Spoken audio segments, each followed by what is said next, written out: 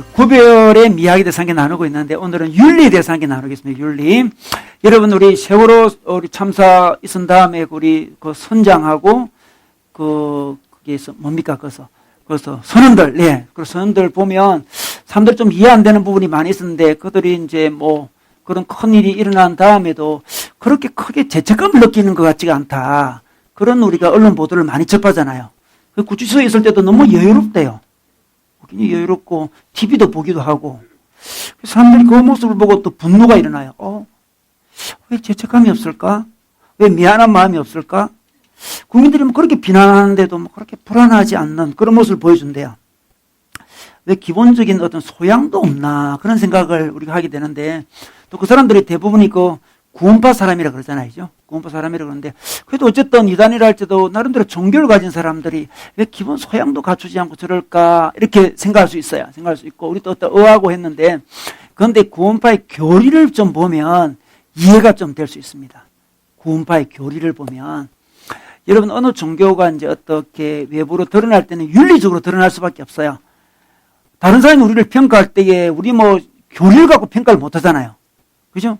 우리 예배드린 모습 갖고도 평가하기도 좀 어려워요. 우리가 드러내는 윤리를 갖고 우리를 평가하는 거죠. 그 윤리를 드러내지 않을 수가 없어요. 그런데 구원파는 그 윤리를 드러냈는데 그 구원파의 교리 자체가 그런 윤리를 만들고 있는 거죠. 만들고 있어요. 참 구원파는 좀 똑똑한 우리의 입장에서 이단인데 그들의 구원관 중에 아주 중요한 것은 깨달음을 가진 구원이에요. 참 놀라운 이야기인데 깨닫는 순간이 구원이 임한다는 거예요. 그래서 다 이렇게 신앙이 옵니다. 하나님이 옵니다. 자기들 말로는 오다가 어느 순간에 내가 구원받다는 깨달음이 확 온대요. 그죠? 근데 그때 구원받았다고 그래요. 그래서 깨달음을 통한 구원이에요. 그죠? 근데 우리 대부분을 보면 뭔가 크게 깨달음이 쫙 와가지고 구원을 받을 때도 간혹 있지만 대부분은 그냥 얼떨결에 쭉 시간이 지나면서 믿을 때도 굉장히 많아요. 그래서 우리에게 늘 그 사람들 공격하잖아요. 언제 믿었느냐? 몇 며칠 몇 시에 믿었냐? 막 물어보죠. 그럼 우리 버벅거립니다. 몇 시 믿었어요? 무슨 게 몇 시 믿었어? 몇 시? 몇 시? 우리 몇 시를 어떻게 알아요? 그죠? 몇 시? 자기 태어난 날도 잘 모르고 뭐 병원에 적혀 있으니까 아는 거지. 우리 잘 모르잖아요. 그죠? 그들은 딱 깨달음의 순간이 딱 온대요. 그때부터 믿었다는 거죠. 그때부터 믿는다 해가지고 우리한테 계속 그걸 공격하게 되는데 이게 그들이 만들어내는 뭐 대단한 게 아니고요. 이 초대계 시대부터 그런 주장을 하는 이단들이 있었어요. 영지주의 이단이라 가지고 영지라는 게 거룩한 지식 이 말이거든요. 거룩한 지식을 딱 깨닫는 순간 구원이 임한다고 생각해요. 딱 거룩한 지식 깨달음. 그 깨달음도 하나님 주신 깨달음도 아니고 자기들이 깨닫는 거죠. 그래서 그 깨달음을 딱 가진 사람은 어떻습니까? 깨닫지 못하는 사람보다 훨씬 이 우등한 존재로 느껴져요. 나는 깨달았다. 너희들 아직 못 깨달았지? 나 깨달았어. 깨달음을 통해서 구원을 받는다는 거죠. 그 성경적으로 다른 거죠. 성경은 하나님 은혜로 그냥 구원을 받는 거지 어떤 깨달음이 동반될 필요가 없어요. 하나님 은혜에 그냥 감사합니다. 받아들이는 거지 무슨 놀라운 깨달음이 일어나는 거 아닌데 구원받은 그 깨달음을 강조하죠. 근데 깨달음을 딱 임합니다. 영지주의 이단인데 딱 깨달음 임한 다음에는 어떤 일이 벌어지냐 그러면 그것만 잘 깨닫게 되면 그 다음부터 일어나는 모든 일들은 죄가 아니라고 봐요. 그래서 이미 구원받은 사람은 육체를 가지고 어떤 죄를 짓는 것도 죄가 아니라고 생각을 해요. 그 교리가 그렇습니다. 그래서 죄책감에 매일 필요가 없어. 이미 깨닫고 구원받았는데 뭘 죄책감에 매이고 그래. 여러분 요즘엔 죄책감이 좀 매여 있나요? 네, 그러면 안 되는데. 그러면 안 되는데. 우리 죄를 짓잖아요. 그럴 때 구원파에서는 죄책감 느낄 필요가 없어. 그럼 신앙이 없는 거야. 하나님이 딱 용서해 주셨는데 뭘 그렇게 죄책감 갖고 그래. 이렇게 접근합니다. 너무나 그럴싸하지만 우리는 알고 있어요. 우리가 하나님 믿은 다음에도 우리 몸에는 여전히 죄 요소가 많이 있고 실수를 한다는 거 다 알고 있어요. 알고. 그렇지만 하나님이 우리를 죄인으로 보지 않고 의인으로 봐준다는 것이 우리가 죄인이 아닌 건 아니에요. 그죠? 그리고 우리 회개 안 하는 것도 아니고 구원을 위해서 회개할 필요는 없지만 일상생활을 살면서 우리 회개를 하는데 그 사람도 그런 회개를 잘 하지 않습니다. 그래서 예수를 딱 믿으면 깨달으면 자기들은 우리 예수 믿는 게 아니죠. 딱 깨달으면 구원이 임하고 그 다음부터 일어나는 모든 일들은 자유하다 이렇게 생각합니다. 그러니까 그 사람들이 그런 생각을 갖고 있으니까 어떻습니까? 윤리가 아주 자유로운 거죠. 전혀 나쁜 점인 게 문제가 되지 않습니다. 윤리의식이 굉장히 우리가 보기 굉장히 약한 거죠. 그렇게 큰 문제를 일으켜 놓고서도 반성하는 모습이 전혀 없어요. 전혀 없습니다. 그런데 이거는 이 구원파만의 문제가 아니고 혹시 우리 기독교인들 안에도 이런 윤리를 가지는 사람이 있을 수 있어요. 우리 하나님께서 우리 다 용서해 주셨는데, 우리 하나님 믿는데 뭐 그래 윤리가 필요하냐, 뭐 하나님 다 용서해 주셨는데 뭘 죄책감을 조금 느끼고 그러냐, 그렇게 생각하는 게 구원파의 교리 비슷한 것이 우리에게도 많이 있을 가능성이 많아요. 지금 우리가 보면 그렇잖아요. 우리 한국 기독교인의 윤리의식과 그냥 보통 사람의 윤리의식을 비교해 보니까 거의 비슷하대요. 조사를 해보니까 거의 비슷하다는 거죠. 뭔가 더 고귀한 윤리가 아니에요. 좀 더 나은 윤리를 보여주지 못하고 있습니다. 그것은 신앙이 된 오해가 있어 그래요. 오해가 그렇습니다. 사람들은 우리 윤리를 갖고 우리를 판단해요. 우리 윤리를 빼고 딴 걸 갖고 우리가 드러낼 길이 없어요. 사람들은 윤리를 갖고 판단하는데, 우리 하나님 우리에게 좀 고상한, 좀 구별된 윤리를 가지고 사람들에게 보여주면서 매력을 풍겨라고 이야기하고 있습니다. 여러분 어떻습니까, 여러분? 여러분이 기도 열심히 하는 걸 갖고 매력을 풍길 수가 없어요. 여러분 기도 열심히 하는 모습 보여주면 당황해요, 그 사람들은. 굉장히 당하고, 뭔가 하면서. 크게 하면 크게 할수록 더 당황하죠. 뭔가. 방언을 하면 더 당황하죠. 무서워해요. 막. 그냥 당할 때도 뭔가 무서워해요, 완전. 그런 것으로 그들에게 드러날 수, 그럼 우리끼리 하는 거고, 그들에게 드러내려면 어떻게 됩니까? 윤리를 가지고 드러낼 수밖에 없습니다.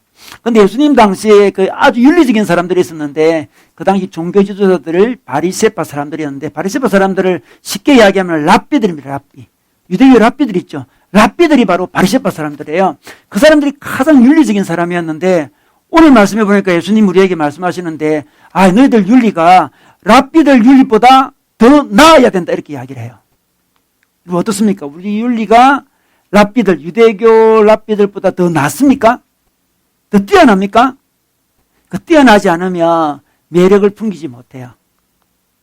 우리 주님 우리에게 좀 구별된 삶을 살라라 그럴 때 윤리적인 삶을 살아야 되는데, 그 윤리는 그냥 평범한 윤리 아니고, 다른 사람과 비교해서 비슷한 윤리가 아니고 랍비들보다 더 뛰어난 윤리를 가지라고 그럽니다.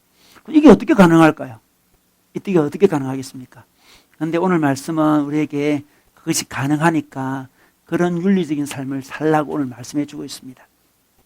오늘 말씀을 함께 읽으면서 어떻게 가능한지 함께 보도록 하겠습니다. 우리 마태복음 5장 17절에서 20절 말씀입니다. 우리 17절은 자매들이 읽어주시고요. 18절은 형제들 이렇게 쭉 이어서 읽도록 하겠습니다. 우리 자매들부터 17절 시작.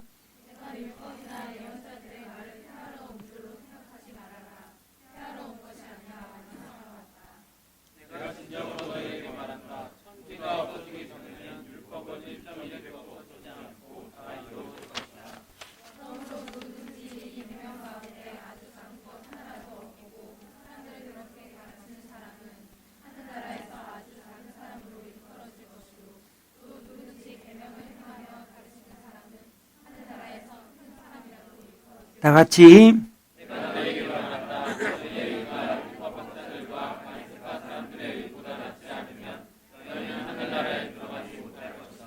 아멘. 네.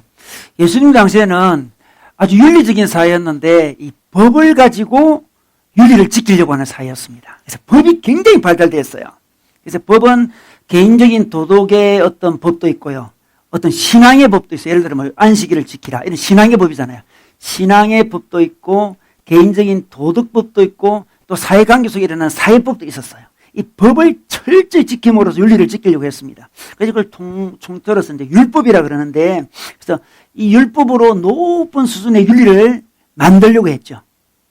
근데 이 높은 수준의 이제 윤리를 만들려고 하는 게 이 법을 통해서 그렇게 하려고 그러는데, 이 법은 맨 처음 언제 왔냐 그러면 십계명이라고 이름을 알죠. 십계명이 모세 시대부터 왔어요. 그러니까 모세 시대 하나님이 율법을 주잖아요. 법을 줍니다. 이 법을 가지고 이 모세 시대 이스라엘 백성에게 이 법을 잘 지킴으로 말미암아서 고귀한 윤리를 가진 민족으로 만들어서 주변 나라 사람들에게, 야, 저 민족은 굉장히 윤리의식이 높아. 예사롭지 않아. 진짜 윤리적이야. 와, 놀랍다. 그렇게 매력을 풍기도록 십계명을 주신 거예요. 십계명을 줬습니다. 그런데 있잖아요. 이제 모세 이전 사람 중에 이제 아브라함 있잖아요. 아브라함에게 하나님께서 이제 너는 나의 자녀가 되어라, 나의 백성이 되어라 이끌어 주시면서 구원의 길을 알려주는데, 그때 아브라함이 하나님을 믿어요. 하나님을 믿으니 그것을 의로 여겼다, 이렇게 말씀이 있는데, 구원은 무슨 의미냐 그러면, 우리 구원을 받는 것은, 하나님의 자녀가 되는 것은 윤리를 통해서, 모세의 윤리를 통해서 구원받는 건 아니에요. 믿음으로 구원받는 겁니다. 믿음으로 구원받는 거 분명히 이제 아브라함 시대부터 벌써 있었습니다. 아브라함이 한참 밑에 모세잖아요. 그죠? 근데 모세 시대는 윤리를 주시는데 이 윤리는 구원을 위한 윤리가 아니었고 매력적인 존재가 되기 위한 윤리였습니다. 아, 하나님 믿는 백성들은 놀라운 윤리를 갖고 있구나. 그 십계명을 줬는데 십계명에 보면 뭐 안식일 개념이 있어요. 안식일에 쉬어라 그래요. 여러분 고대 사회에 있잖아요. 일주일에 한 번 쉬는 거 상상도 못해요. 모든 백성이 이 빈부격차를 뭐 아무런 뭐 무시하고 모든 백성이 무슨 쉬어야 돼요. 우리나라가 이 주일날 쉬는 게 정착된 게 얼마 안 됐잖아요. 그죠? 우리 조선시대 다 쉬었나요? 안 쉬었습니다. 집에 종들이 쉴 리가 없죠. 열심히 일을 했죠. 근데 고대시대 세상에 하나님이 너희 백성은 무조건 쉬어라 그랬어요. 그래서 주변 나라가 볼 때 저 나라가 대단한 나라다. 대단한 나라예요. 그리고 뭐 빈부격차가 아예 없어요. 놀라워요. 그리고 또 십계명 마지막 계명에 보면 남의 것을 탐하지 말라 그래요. 고도의 윤리였습니다. 뭐 도둑질하지 말라 그 정도는 해야 되는데 탐하려는 마음마저 품지 말라 그래요. 이 고대시대, 지금 시대가 아닙니다. 고대시대.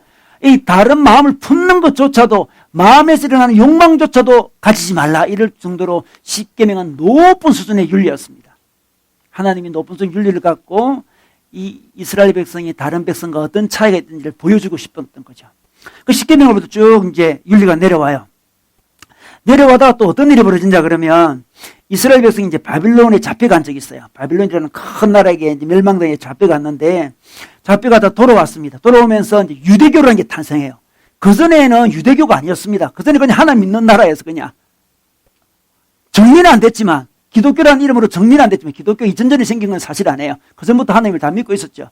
그런데 유대교가 이제 바빌론 포로에 돌아와서 이제 유대교라는 게 탄생하게 되는데 그때 이제 유대교를 탄생시킬 때 큰 역할을 한 사람들이 바로 랍비들이었습니다. 유대교 랍비들이었습니다. 랍비들이 딱 이제 유대교를 만드는데 이스라엘을 유지하려면 딱 보니까 정치적으로는 좀 어렵게 됐습니다. 왜냐 그러면 그 바빌론 다음에 페르시아가 있어. 페르시아 너무나 큰 강대국이었기 때문에 이스라엘을 유지하려면 이스라엘은 속국이기도 하고 유지하려면 정치적으로 유지할 길이 없어요. 어차피 굴복할 수밖에 없었어요. 그 다음에 더 큰 그리스가 등장했어요. 알렉산더 대왕이 등장했네. 정치적으로 독립할 수가 없어요. 이거 굉장히 어렵게 됐습니다. 굴복했습니다. 그 다음에 또 로마가 등장해요. 또 굴복하지 않을 수 없어요. 그런데 랍비들이 가만히 생각해 보니까 정치적으로는 굴복할 수밖에 없지만 문화적으로는 굴복하면 안 되겠다. 문화적으로 이스라엘을 지키려고 했습니다. 문화적으로 딱 지키려고. 그 문화적으로 이스라엘을 지키려고 하다 보니까 각종 법들을 많이 만들어내게 된 거예요. 각종 법들을 만들어내가지고 이스라엘 사람들 문화적으로 꼭 잡고 싶었던 거죠. 이게 이제 랍비들이 한 일이에요. 그런데 가만히 보니까 있잖아요. 문화적으로도 이렇게 꼭 잡고 싶었는데 문화적으로 침투해 들어옵니다. 특히 이제 알렉산더를 중심으로 한 그리스 문화가 이스라엘로 침투해 들어와요. 이 알렉산더는 어떻습니까? 알렉산더는 그 그리스 문화를 전 세계 보급하려고 한 전도사였거든요. 보급하려고 하는데 어떻게 히람 문화를 어떻게 보급하냐 그러면 첫 번째는 스포츠를 보급하는 거였습니다. 그래서 각 도시마다 경기장을 세웠어요. 극장도 세우고 경기장도 세워가지고 히람 문화를 막 확산하고 있어요. 그런데 이스라엘만은 그것을 막 거부하고 있었어요. 막 거부를 막 열심히 거부하고 있어요. 특히 이제 안식일 제도를 열심히 만들어가지고 안식일에는 아무것도 못하게 만들어버렸어요. 근데 토요일이 안식일. 그때 뭐 엄청난 경기들이 많이 일어나는데, 유대교 랍비들이 유대인 청년에게 못 가도록 막은 거예요, 이렇게.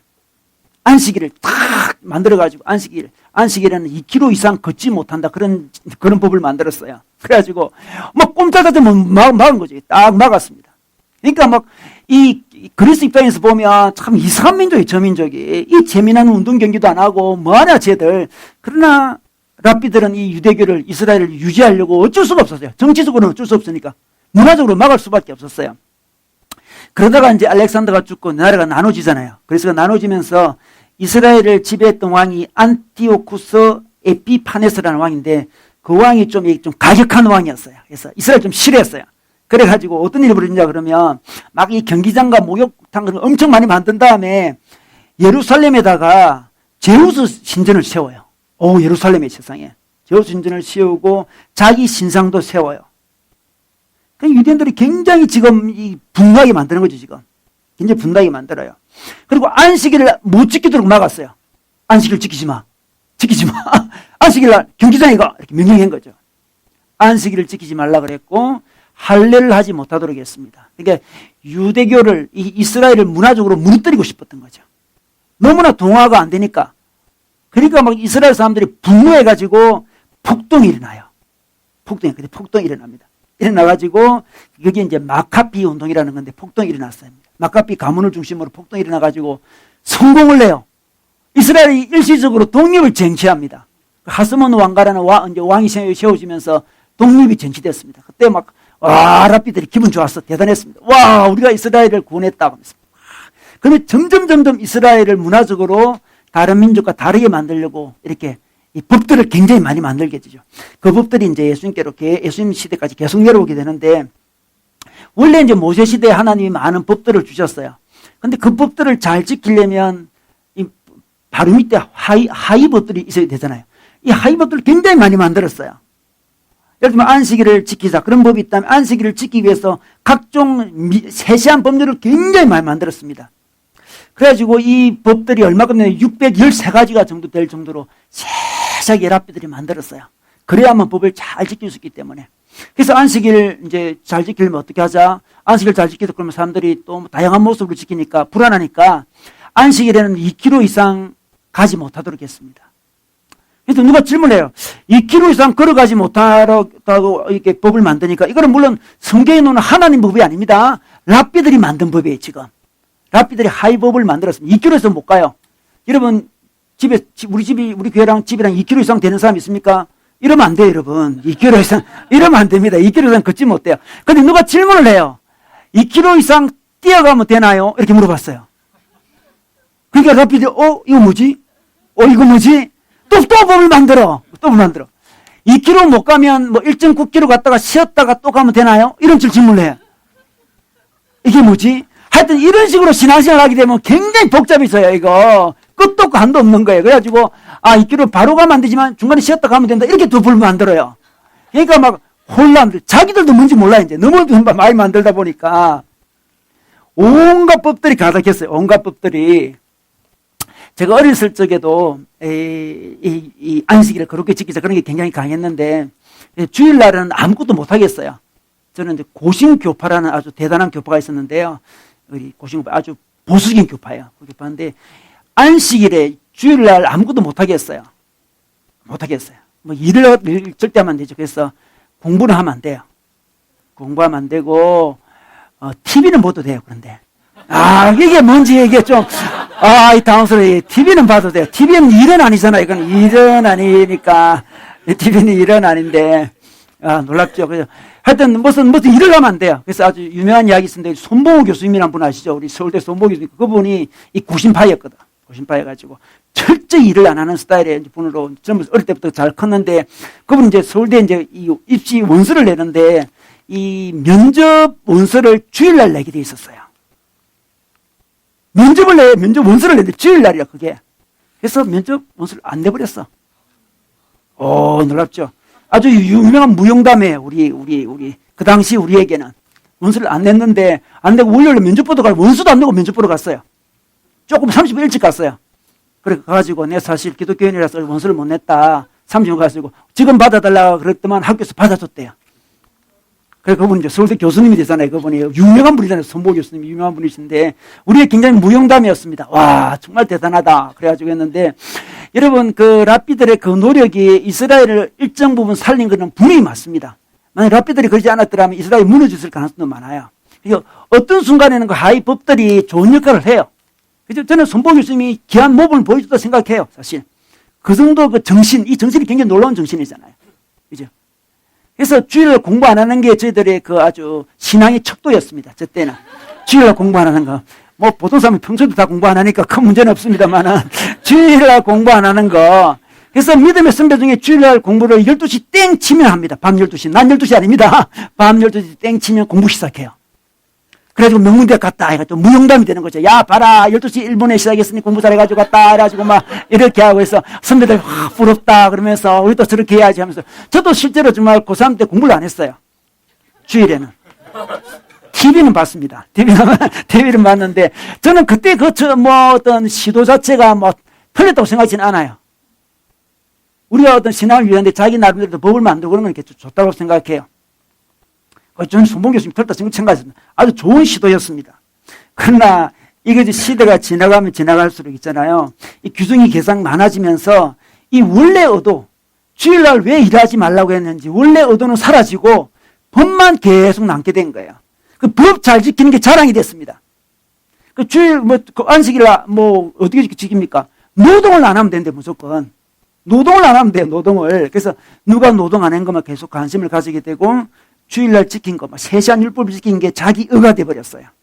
원래 율법 정신은 다 사라지고 누가 뭘 잘 지킨 게 그 어떤 경쟁이 되면서 그 사람이 부각이 되는 거죠. 랍비들만 부각이 계속되는 거예요. 랍비들은 직장도 없고 일도 없으니까 그 지키기 좀 쉬워요. 그죠? 근데 일반 사람들 지킬 수가 없어요. 이런 식으로 접근하면 계속해서 점점 죄인을 많이 양상하게 돼요. 죄졌지? 주일 안 지켰지? 죄인이야. 계속 다 죄인이 많이 양상이 돼요. 그래서 아주 극소수 랍비들만 어려운 사람이 되고 나머지는 다 죄인이 돼가지고 죄책감에 확 눌려 살도록 이렇게 시대가 흘러가고 말았어요. 근데 원래 의도가 나쁜 게 아닙니다. 나름대로 선복 요즘 나름대로 그런 규칙을 짓는 거 참 좋은 거예요. 좀 좋다 생각해요. 이 시대는 너무 그런 게 없어서 문제지. 참 좋다 생각해요. 그런데 그게 시간이 지나면서 율법주의, 율법으로 윤리를 지키려는 그 율법주의가 점점 시대가 지나가면서 율법의 정신은 다 사라지고 누가 그걸 잘 지키냐는 가지고 판단을 하는 시대에 접어들었습니다. 그래서 다 눌려 있었어요. 이스라엘 백성들이. 예수님 당시에 막 눌려 있어요. 율법에 눌려 있어요. 너무 가지수가 너무 많아. 헷갈려. 너무 많아가지고. 뭐가 뭔지 모르겠어. 늘 어길 수밖에 없어. 막 눌려 있었어요. 근데 감히 랍비에게 대항도 못했어요. 랍비한테 대항하면 그때 종교시대이기 때문에 배교라는 건 배교죠. 배교. 그냥 신을 그러니까 종교를 버리는 거죠. 배교가 되는 거. 배교는 그 사회에서 완전 소외가 되는 거예요. 아무도 배교하지 못하고 눌려가 있는 그런 시대였습니다. 그 시대에 예수님이 나타나셨어요. 예수님 나타나셨는데 예수님 모습은 좀 달랐어요. 말씀을 하시는 것도 힘이 있었습니다. 이 바리새파 사람 랍비들하고 느낌이 좀 달랐어요. 힘이 있네. 가르침도 뭔가 새로운 가르침이고요. 해석도 좀 구약을 좀 다르게 해석하는 것 같았어요. 그래서 많은 사람이 관심을 가졌는데 특별히 예수님이 율법을 어겼습니다. 와, 충격이었습니다. 예수님이 율법을 어겨요. 안식일날 지나가다가 밀밭을 지나가다가 밀을 따먹어요. 이렇게 밀을 꼭꼭 씹으면 껌처럼 된대요. 씹어요. 근데 평일에 그거 됩니다. 안식일에 그거 하면 안 돼요. 따가지고 이런 것은 일이기 때문에. 그래서 예수님이 제자들과 그 일을 하니까 랍비들이 막 흥분을 하는 거죠. 어떻게 그럴 수 있느냐 막 흥분하고 또 안식일날 병자를 막 고쳐서요. 안식일 병자를 고치는 일입니다. 일. 고치면 절대로 안 돼요. 고치서요. 그러니까 이스라엘 백성들 마음속에 대단한 분이 나타났다. 와, 정말 대단한 분이 나타났다. 이제 우리는 이제 모든 법에서 해방될 모양이다. 와, 너무 기쁘다. 그래서 예수님이 기대했습니다. 예수님을 쳐다봤습니다. 예수님이 이제 법 안 지켜도 되죠? 율법 예수님 다 그냥 폐기해버릴 거죠? 예수님 율법 필요 없죠? 예수님이 어기시네 보니까. 그래서 다 짠뜩 기대하고 있었습니다. 예수님이 법을 다 깨뜨려 버리시는구나. 그동안 법 때문에 얼마나 괴로웠는데 힘들어 죽을 뻔했는데 예수님이 나타나셔서 드디어 우리에게 자유를 주시는구나. 그런 생각을 하면서 예수님께 기대하고 있었습니다.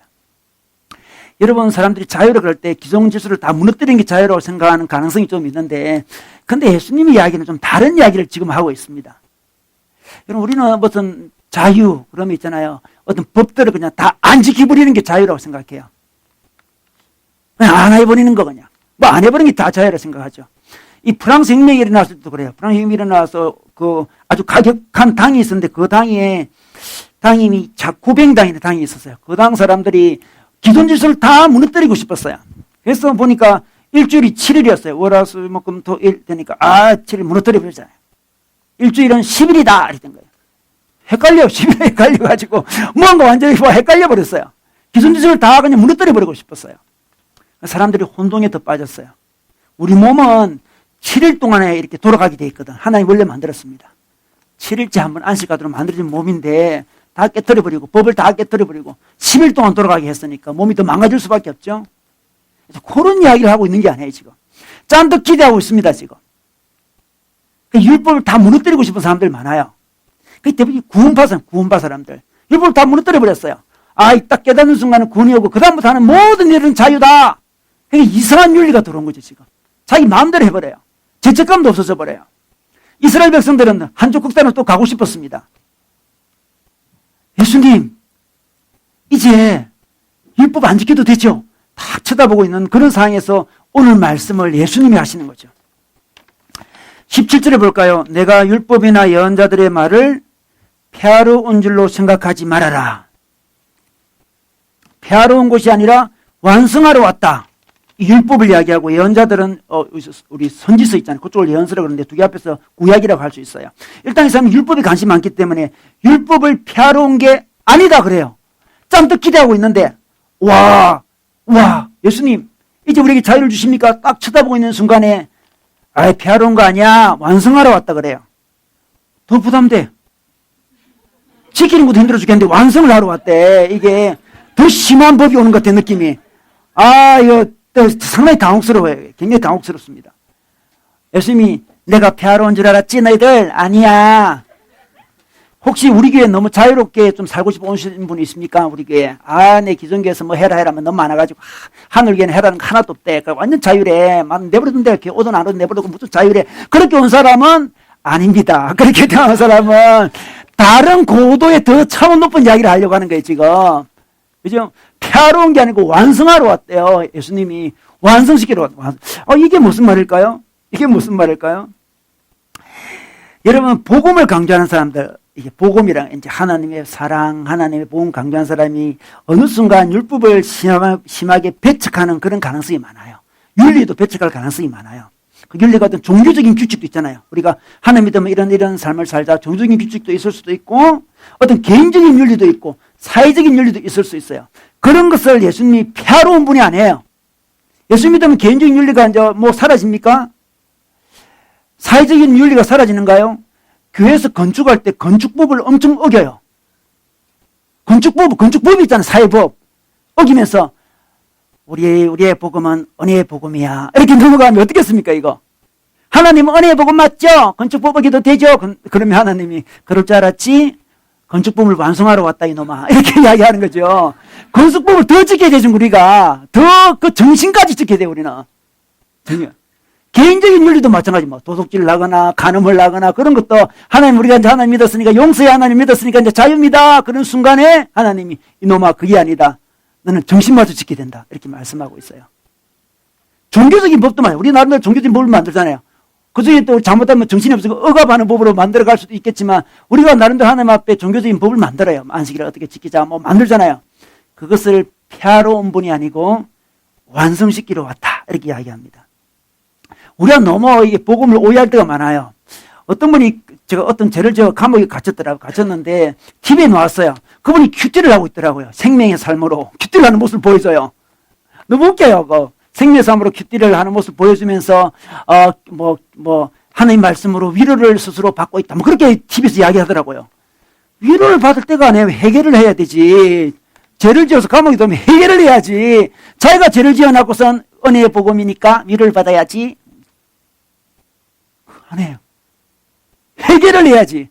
기독교회는 잘못이면 해결을 해야지. 잘못해가지고 힘들어. 자기 죄책감 느끼기 힘드니까 위로해 주세요. 제가 너무 잘못했거든요. 목사님, 제 바람 피니까 마음이 너무 힘들어요. 위로 좀 해주세요. 되겠습니까? 바람 피면 마음도 힘들 거잖아요. 힘들어요. 그럼 제가 위로해 주는 줄 압니까? 그런 사람을? 생명의 삶 주면서 위로받자. 이렇게 위로해 줍니까? 이거? 그게 아니죠. 해결을 해야지, 해결을. 우리 예수님은 그냥 은혜 복음이다 해가지고 무조건 그 윤리 없이 하는 그런 게 아니에요. 그건 오해라고. 율법 폐기론자들이 하는 거죠. 구원파 사람들이 하는 거예요. 구원파 사람. 오늘 말씀해 보니까 18절에 보니까 율법은 1.1획도 없어지지 않는다. 그런 말씀은 이 율법은 랍비들이 만든 율법을 이야기하는 게 아닙니다. 랍비들이 엉터리 만든 거 그거 이야기하는 게 아니에요. 원래 성경에 놓은 이야기를 하고 있는 겁니다. 1.1획이라는 게 뭘까요? 1.1획. 1.이라는 것은 그 히브리 글자에는 점이 있어요. 점. 하나, 딱 점. 요 점을 이야기하는 거. 1획이라는 것은 히브리어의 가장 작은 글자를 이야기해요. 그래서 아주 세세한 것도 하나님이 없애지 않는다고 이야기하고 있는 거죠. 폐하려고 온 게 아닙니다. 폐하려고 온 게 아니에요. 우리가 율법주의에 처하는 것도 나쁜 거지만 또 반발해 가지고 있잖아요. 이쪽 극단으로 가지고 방종하는 것도 주님이 원하시는 게 아니에요. 옛날에 제 어릴 때는 주일날 교회 한번 빠지면 있잖아요. 천국에 올라가는 계단이 있는데 사닥다리 한 개 빠진대요. 와, 무섭잖아요, 여러분. 한 3일 빠지고 있어요. 뭐 다 손이 안 닿아요, 이제. 천국에 못 가요, 여러분. 와, 이런 참 엉터리가 어디 있어요. 정말 엉터리, 말도 안 되는 이야기예요. 말도 안 되는 이야기인데, 그런 걸 두려움, 사닥다리 한 개 빠졌다, 2개 빠졌다, 3개 빠졌다, 이러면 완전히 10개 빠지면 이제 땡이에요, 끝. 다음 회복이 안 돼. 높이 뛰기도 안 되고 회복이 안 돼요.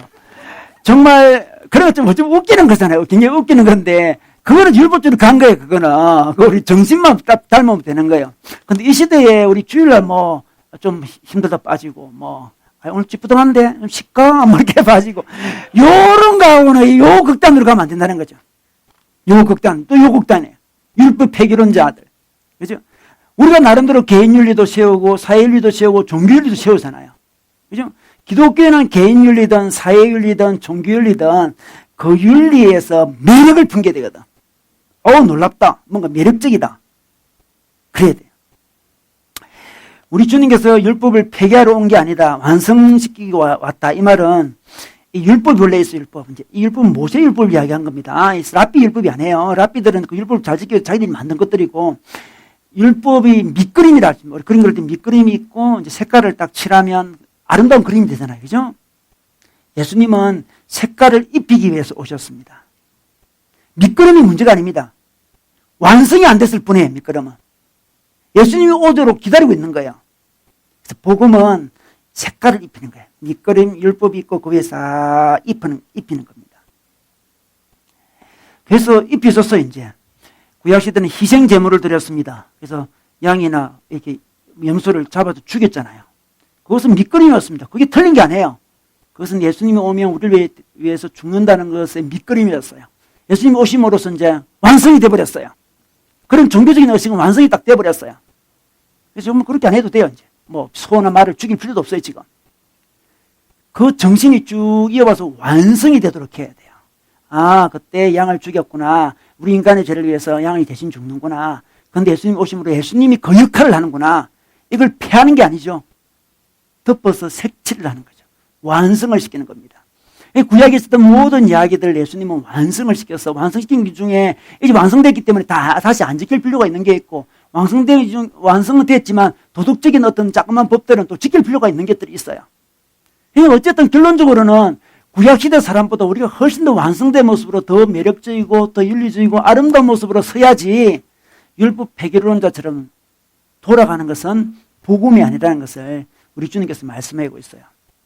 저는 우리나라 초대교회 때 뭐 손봉 교수님이나 그런 분들의 그런 어떤 모습은 정말 아름다웠고 그렇게 할 수밖에 없었어요. 우리나라는 기독교 문화가 전혀 없는 가운데서 이 서양 문화가 막 오고 여러 다양한 문화가 왔을 때 교회를 지키기 위해서 주일날 그렇게 뭐 어디 못하도록 하는 그 어떤 작전은 어쩔 수 없는 작전이라고 생각해요.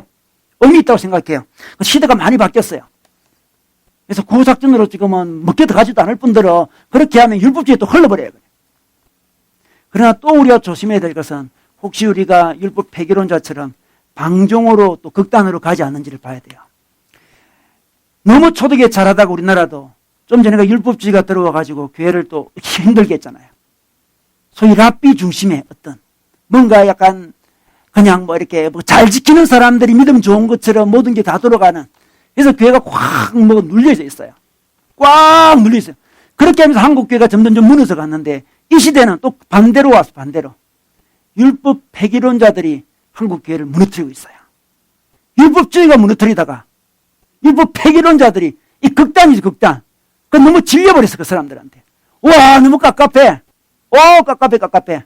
자유를 찾아온 사람들. 근데 자유는 진정한 매력 있는 자유가 아니고 방종으로 흐르는 자유. 그 자유가 또 우리 한국 교회를 힘들게 하고 있는 거죠. 우리 주님께서 말씀하십니다. 폐하러 온 것이 아니다. 내가 완성시키러 왔다 그랬습니다. 여러분 요즘에 자기 삶에 율법이 완성되고 있습니까? 정신이 막 살아나면서 더 아름답게 나타나고 있나요? 개인윤리든 사회윤리든 어떤 종교적인 윤리든 자기 삶을 통해서 완성이 되고 있나요? 너무 매력적이다. 개인윤리도 너무 멋있어. 너무 매력적이다. 십계명은 그 시대에 정말 매력적인 율법이었거든요. 다른 나라는 그런 게 없어요. 그런 율법이 없어요. 십계명만 하면 와 놀라운 민족이에요. 여러분의 개인 윤리가 다른 사람 보기에 너무 매력적인가요? 정말 매력적이다 쟤. 물론 그 사람들이 우리 뭐 이렇게 뭐 윤리 지키고 하는 거 아예 재미없다 그렇게 말할지 모르지만 자기들은 알아요. 마음속 깊이 참 매력적이다는 것을. 멋있는데 법도 잘 지키고 좋아요. 요즘 우리 장관들 세우려고 하는데 세울 수가 없어요. 장관을 세우기 이렇게 어려운 나라가 어디 있어요, 정말. 장관을 세울 수가 없는 게 다 윤리적인 문제예요. 그 중에 기독교인이 굉장히 많아요, 여러분. 알잖아요. 굉장히 많습니다. 뭐 불교인들이 아니에요. 다 기독교인들이 많아요. 윤리적인 문제가 돼요. 지금 전혀 매력이 없어요. 이 시대는 개인 윤리를 잘 발휘해줘야 돼요. 그래야 사람들이 매력을 느껴요.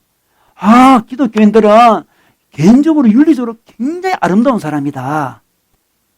그죠? 아름다워. 예를 들어 성적인 윤리도 맞아요. 기독교인들은 성적으로 굉장히 아주 건강하고 아름다운 사람들이다. 부부가 엄청 사랑하는데 요즘 부부가 엄청 사랑하는 경우는 거의 없어요. 거의 없잖아요. 거의 없어요. 통계 보니까 10쌍 결혼하면 있잖아요. 2쌍만 좀 행복하대요. 8쌍은 다 행복하지 않고.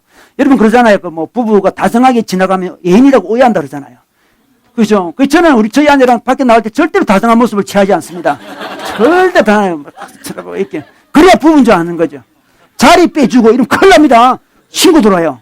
신임 목사님이 웬 여자의 자리를 빼줬다. 이렇게 하면 자리 빼든지 말든지 하고 밥 먹을 때도 신 보고 카톡 보고 이렇게 해야지. 다정하게 이야기하면 오해를 많이 받아요. 특히 외부에 갔을 때는 특히 조심해야 돼요, 여러분. 되게 조심해야 되는데, 이런 놀라운 사회잖아요, 이 사회인데, 우리가 결혼했는데 부부가 굉장히 윤리적이고 너무너무 사랑해, 사람들.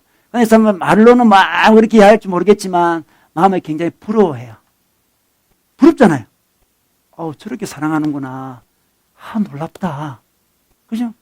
굉장히 윤리적이다. 부모한테 하는 모습, 부부끼리 자녀에게 하는 모습, 친구끼리 하는 모습, 개인의 어떤 윤리들 있잖아요. 너무 윤리적이야. 사회적인 윤리도 너무 잘 지켜. 직장을 운영하는데, 법대로 엄청, 하여튼 기가 막히게 지켜, 일단. 많은 어려움이 있음에도 불구하고 법을 잘 지켜나가요. 겉으로는 욕할지 모르지만 속으로는 굉장히 매력적이게 생각해요. 신앙생활도 마찬가지예요. 신앙 없는 사람도 신앙생활 하는 사람 모습을 판단할 수 있는 눈은 다 있어요. 그죠? 자기는 아직 전 가짜야. 압니다. 너 굉장히 폭이 넓은 기독교인이다. 이렇게 말할지 모르지만 속으로는 저것도 나이롱이네. 이렇게 생각을 해요. 사람들은 다 알아요. 우리가 나름대로 종교적인 윤리를 갖고 나름대로 그 윤리에 맞게 살아가는 모습을 보면 매력적이게 봐요. 매력적이고. 그죠? 아무런 윤리가 없어요. 완전 자유야. 자기 마음대로 해버려. 그럼 그들에게 전혀 매력이 없는 자가 되는 거죠.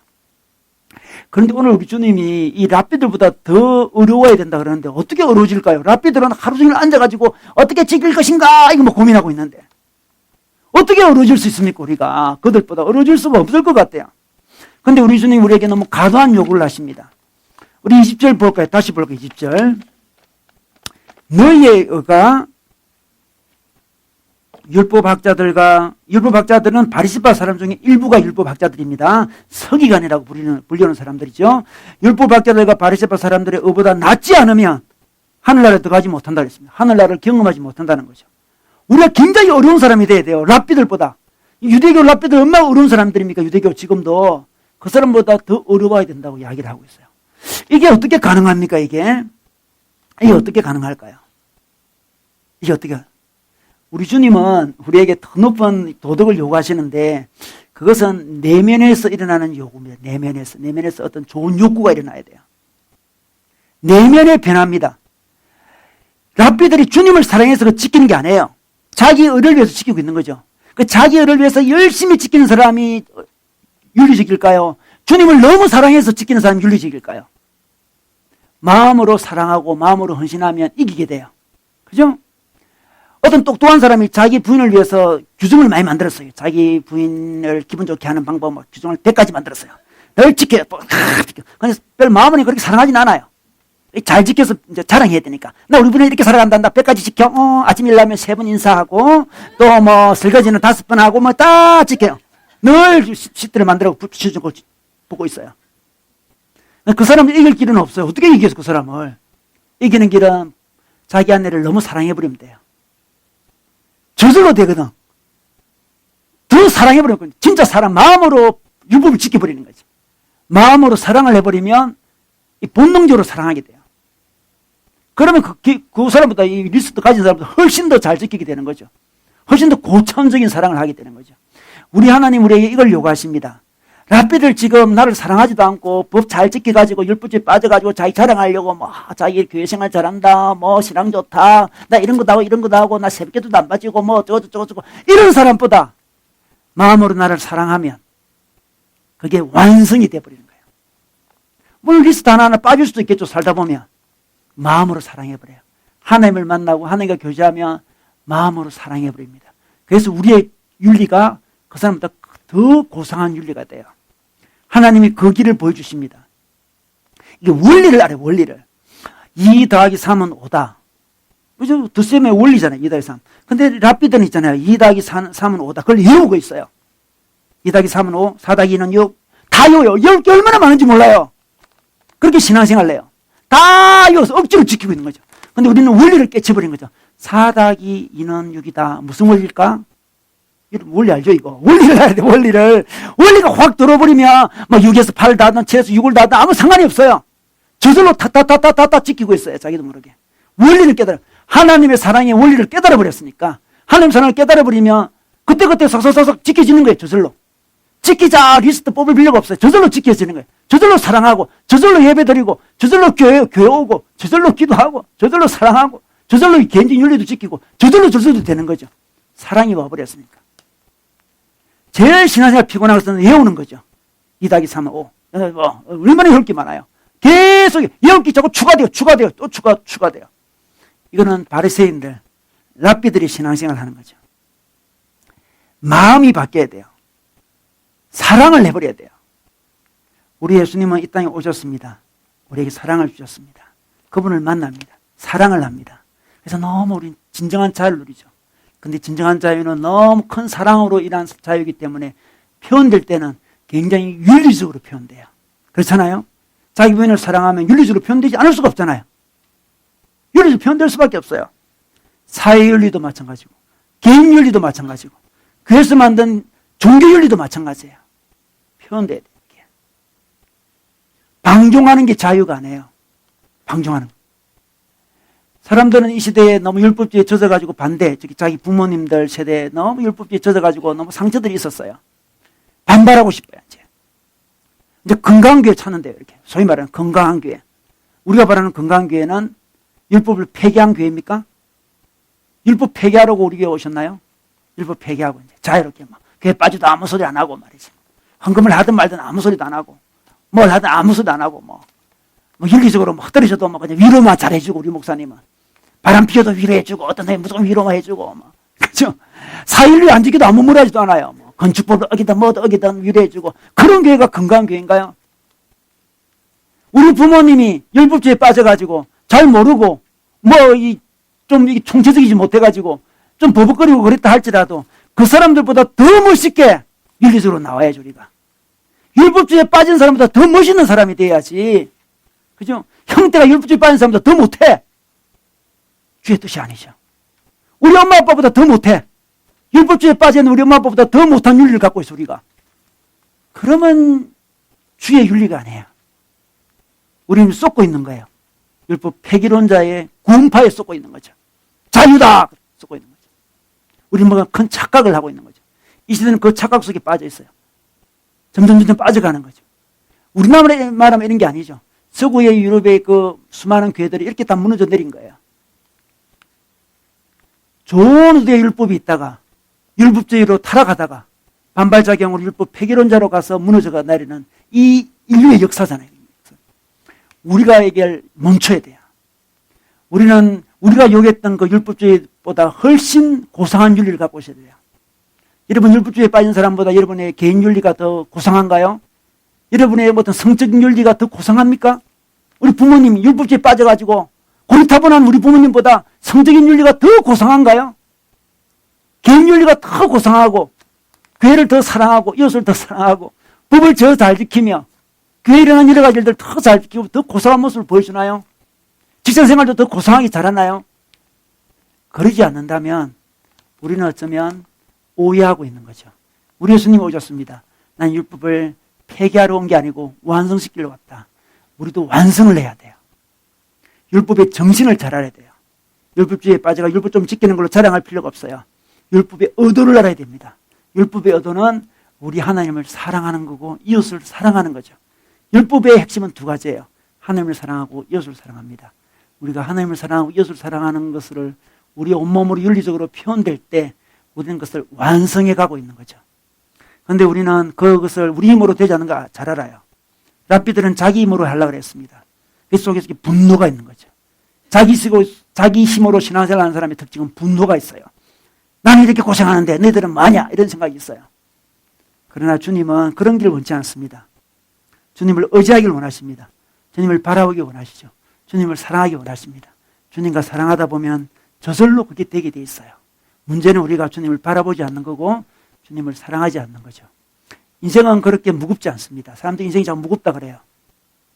하는 게 맡기면 무겁지 않습니다. 하나님이 5kg 무게를 주시면 그건 들 수 있어요. 근데 500kg는 들 수가 없어요. 그냥 맡기면 돼요. 아, 인생 너무 어려워요. 율법대로 사는 건 너무 어려워요. 교회생활 어려워요. 그런 거는 안 좋은 자세예요. 인생 쉽지 않아. 쉽지 않아 단어 쓰지 마세요. 쉽지 않아. 쉽지 않아. 원래 인생 쉽지 않은 거예요. 그죠? 원래 쉽지 않은 게 인생인데 뭘 말거지 왜 합니까? 다 아는 이야기인데. 쉽지 않기 때문에 우리 주님이 필요한 거죠. 윤리적으로 사는 거 쉽지 않습니다. 정말 당연 쉽지 않고 불가능해요. 불가능해. 우리 주님 없으면 쉽지 않습니다. 그래서 주님이 필요하신 거고 그래서 예수님이 이 땅에 오셔서 십자가에 죽으셨잖아요. 우리 힘으로 윤리주의 못 산다는 걸 알기 때문에 우리가 할 일은 이제 율법주의에 빠지지도 않고 율법 폐기론자에 빠지지도 않고 주님을 의지하면 돼요. 하나님 윤리적으로 사는 건 너무 쉽지 않습니다. 이 시대에. 그러나 주님을 의지합니다. 주님과 교제합니다. 500kg 너무 무겁습니다. 주님께 맡깁니다. 내 인생 다가와 주십시오. 그래서 제가 하나님의 백성답게 구별된 윤리를 가지고 아름답게 누가 보든지 저는 개인적으로도 사회적으로도 종교적으로도 너무나 윤리적인 애다. 그런 매력을 풍기면서 사람들을 주님께 이끄는 자가 되기를 주의 이름으로 축원합니다.